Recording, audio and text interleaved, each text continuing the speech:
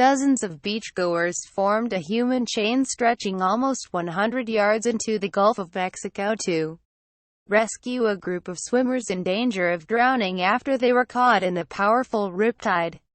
6 members of the same family, including a grandmother who suffered a heart attack, were among 9 people passed along the chain to safety at Florida's Panama City Beach on Saturday evening.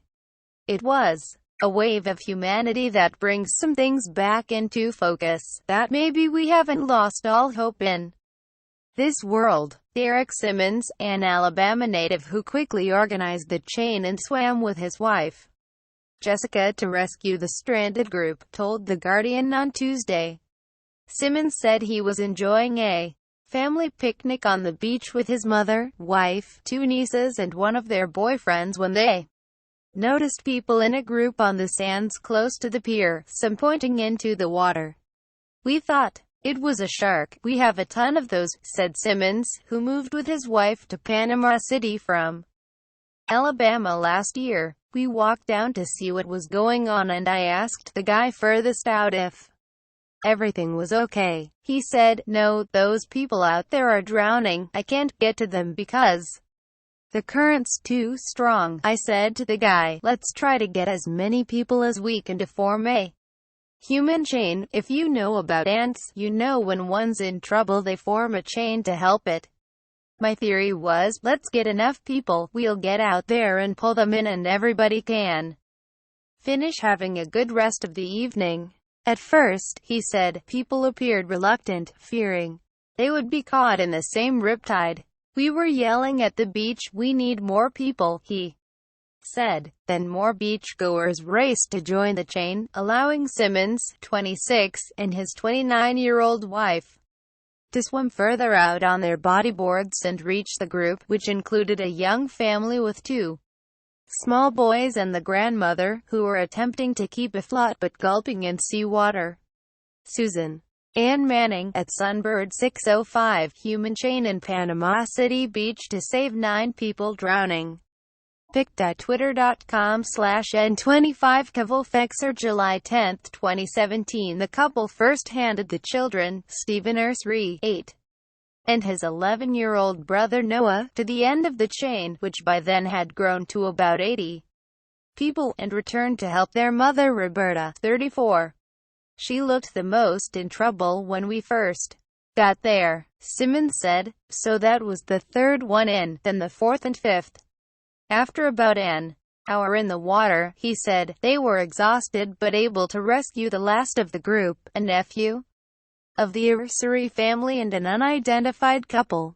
The most difficult to help was Roberta Ursary's 67-year-old mother, who suffered a heart attack in the water and was lifeless, according to Simmons. In a posting accompanying a GoFundMe appeal for help with medical bills, Roberta Ursary said her mother was in stable condition in the intensive care unit of the Gulf Coast Regional Medical Center. "She died on us for a few minutes in the water," Ursary wrote. "My dad passed in December, and when my mom came around she told us she had seen my daddy and it wasn't her time yet.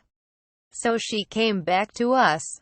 She added that the rescued group contained 2 or 3 others who tried to help when they saw her sons in difficulties but then became stranded themselves. "The tide was very strong. Nothing we did let us get out of it," she wrote. She told the Northwest Florida Daily News. The family's rescuers were God's angels that were in the right place at the right time. "Without them we wouldn't be here," she said. Valerie Sale, the public information officer for Bay County, said lifeguards on Panama City Beach during the day had finished for the evening when the rescue occurred, but county emergency medical personnel and 2 ambulances helped those pulled from the water. There were yellow caution flags flying on the beach, but unfortunately, despite our best efforts at education, people don't always know what the flags mean, she said. "This turned out a heck of a lot better than it could have done. It's amazing that people banded together to do this."